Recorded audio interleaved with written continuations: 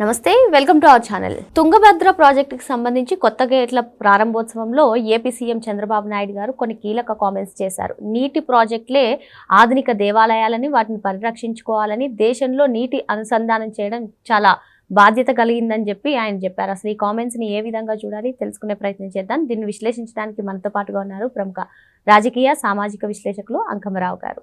నమస్తే సార్. నమస్తే అమ్మా.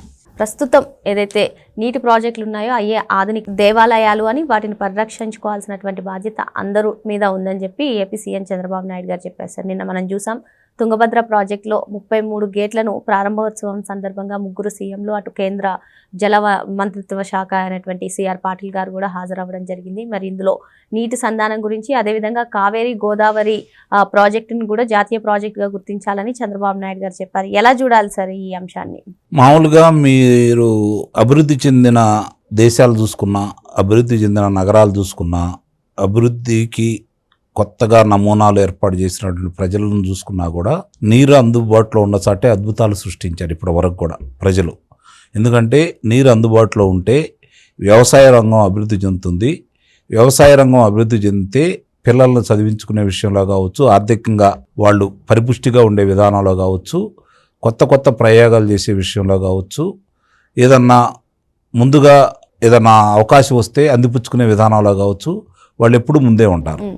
దానికి అనుబంధంగానే చూసుకుంటా ఉంటే ఈ తుంగభద్రకు సంబంధించి ఇప్పుడు 33 గేట్లు ఏదైతే ఉన్నాయో వాటికి మరమ్మతులు చేసి ఈరోజు దీని అంతకుముందు గతంలో కూడా అక్కడ సరిగ్గా పట్టించుకుపోనందువల్ల ఇబ్బంది అయితే అప్పుడే కన్నయ్య నాయుడు గారిని పంపించి చంద్రబాబు నాయుడు గారు అప్పుడు తాత్కాలికంగా దాన్ని మరమ్మతులు చేపట్టడం కూడా జరిగింది.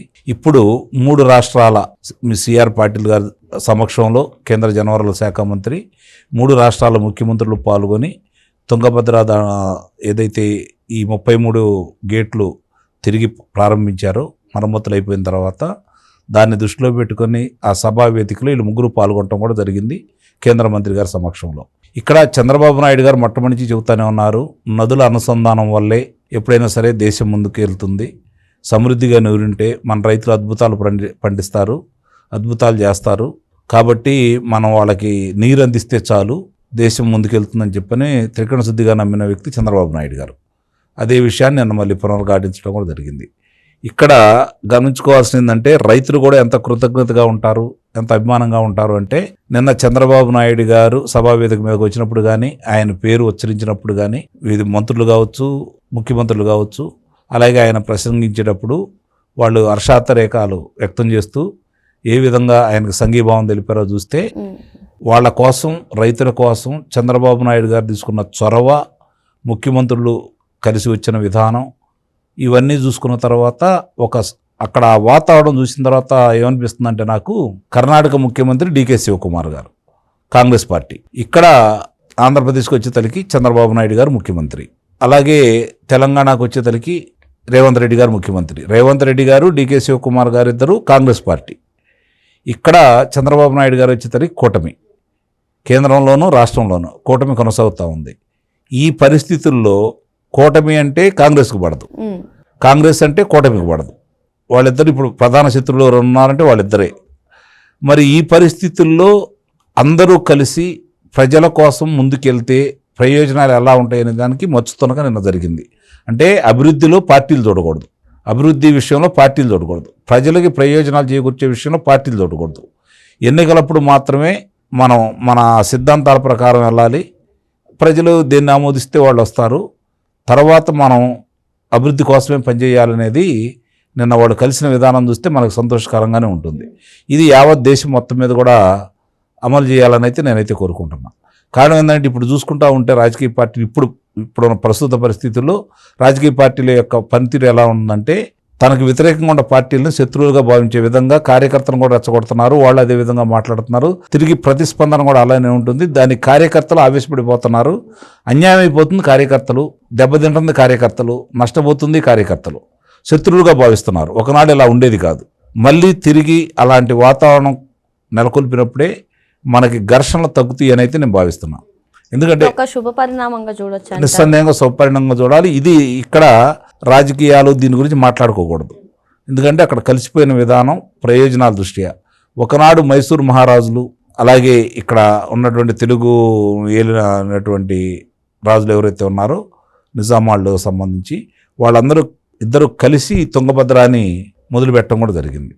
మరి ఆ వాతావరణం మళ్ళీ తిరిగి ఇప్పుడు నెలకొల్పాలి అంటే, అదేవిధంగా కొనసాగాలి అంటే ముందుగా నీటి అవసరాలు ఎవరికి ఉన్నాయి, వాళ్ళ ప్రయోజనాలను నెరవేర్చడం కోసం అందరూ కలిసి ఎలాంటి నిర్ణయాలు తీసుకోవాలి, నీరు అందని ప్రాంతానికి నీరు అందించే విషయంలో ప్రాంతాలను చూడకుండా రాష్ట్రాలను చూడకుండా ముందుగా వాళ్ళకి అందే విధంగా చూసుకోవాలి. మాకు మాత్రమే అందాలి, మా తర్వాత మీకు అందాలనే భావన ఎగువ ఉండా వాళ్ళకి రాకూడదు. అలా కలిసి ముందుకెళ్ళినప్పుడే కింద వాళ్ళకి ఎప్పుడు ఇబ్బంది, ఎందుకంటే నీరు అందదు, ఒకవేళ దురదృష్టం కొద్దీ వరదలు వస్తే ముంచేది కూడా వెళ్ళలే. కాబట్టి కింద ఉండేవాళ్ళు ఎప్పుడైనా ఇబ్బంది పడేది, ఎగువ ఉన్న వాళ్ళకేమో పుష్కలంగా నీరు ఉంటా ఉంటాయి. అధికంగా వస్తే తప్ప కింద కోదలరు. ఇది క్షామం వచ్చినప్పుడు వాళ్ళు ప్రయోజనం పొందుతూ ఉంటారు. అలా కాకుండా ఈ నదుల అనుసంధానం అంటూ చేస్తే ఈ నదుల అనుసంధానం వల్ల ఎన్నో వేల టీఎంసీల నీరు సముద్ర పాలవుతూ ఉంది. అవన్నీ ఒడిచిపట్టుకొని ఇట్లా అందించగలిగితే నిస్సందేహంగా కూడా దేశంలో ప్రతి ఇంటికి మంచినీరు కుళాయి అందించగలిగితే, అలాగే సాగునీరు ప్రతి ఎకరాకి అందించగలిగితే భారతదేశం సస్యశ్యామలం అయిపోతుంది. మనకి ఇప్పటికి కూడా 70% గ్రామీణ ప్రాంతమే. నిజంగా ఈరోజు చదువుకున్న పిల్లలు 10,000కి 15,000కి వచ్చి ఉద్యోగాలు చేసుకుంటున్నారు అంటే వ్యవసాయం దండగవుతుంది. కాబట్టి తిరిగి వ్యవసాయం లాభసాటిగా రావాలి అంటే సమృద్ధిగా నీరుంటే దాన్ని ఏదో మోసలా కాకుండా ఒకే పంటగా కాకుండా మన అవసరాలు తీరి విదేశాలకు ఎగుమతి అయ్యే విధమైనటువంటి పంటల్ని మన అవసరాలకు దిగుమతి చేసుకోకుండా కొన్ని మనం దిగుమతి చేసుకుంటున్నాం, అవి దిగుమతి చేసుకోకుండా ఇక్కడే పండించుకుంటూ బయట దేశాలకు ఏది అవసరమైతే వాటిని కూడా పండించగలిగితే నిస్సందేహంగా అభివృద్ధి చెందుతుంది. నీరే కాకుండా ఆ విధమైన ప్రణాళికల్లో కూడా ముందుకెళ్తే నిజంగానే దానివల్ల సద్వినియోగం ఉంటుందని అయితే నేను భావిస్తున్నాను. ఏదేమైనా నిన్న జరిగిన కార్యక్రమం మాత్రం ఆహ్లాదకరంగా జరిగింది, అందరికీ ఆమోదయోగ్యంగా జరిగింది. ముఖ్యంగా రైతులు చాలా సంతోషించారు. రైతు ప్రయోజనాలు కాపాడటంలో ముగ్గురు కలిసి ఇట్లానే ప్రయాణం చేయాలని, ఈ జల వివాదాలకు సంబంధించి కూడా 100 రోజుల్లో పరిష్కారం అయ్యే విధంగా అధికారులతోటి హై లెవెల్ కమిటీ కూడా వేస్తామని చెప్పని జలవనరుల శాఖ మంత్రి గారు చెప్పారు. కాబట్టి ఆ దిశగా కూడా ముందుకెళ్తూ అందరి ప్రయోజనాలను కాపాడుకుంటూ ఎవరిని ఇబ్బంది పెట్టకుండా దానికి సరైన న్యాయం చేస్తారనేది మనం భావిద్దాం. ప్రస్తుత రాజకీయాల్లో వ్యక్తిగత విమర్శలు ఎక్కువ అవుతున్నటువంటి నేపథ్యంలో ఈ విధంగా పార్టీలకు అతీతంగా నిన్న ముగ్గురు ముఖ్యమంత్రులు కలవడం ఒక శుభ పరిణామంగా భావించాలని చెప్పి అంకమరావు గారు చెప్తున్నారు. మరో అంశంతో మళ్ళీ కలుద్దాం. Thank you sir. Thank you.